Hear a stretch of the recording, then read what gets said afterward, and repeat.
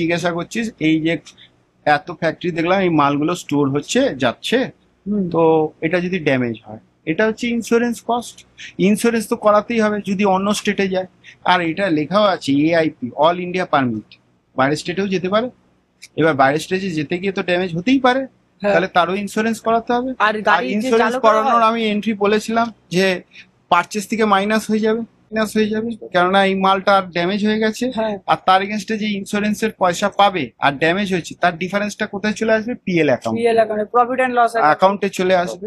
আর যে ইন্স্যুরেন্স পয়সাটা দেবে সেটা ক্লেম ব্যালেন্স শিটের অ্যাসেট সাইডে চলে আসবে। আর ক্যাশ যদি দিয়ে দেয়, ক্যাশ যোগ হয়ে যাবে ক্যাশের সাথে, তাহলে ইন্স্যুরেন্স ক্লেম আর লেখা হবে না।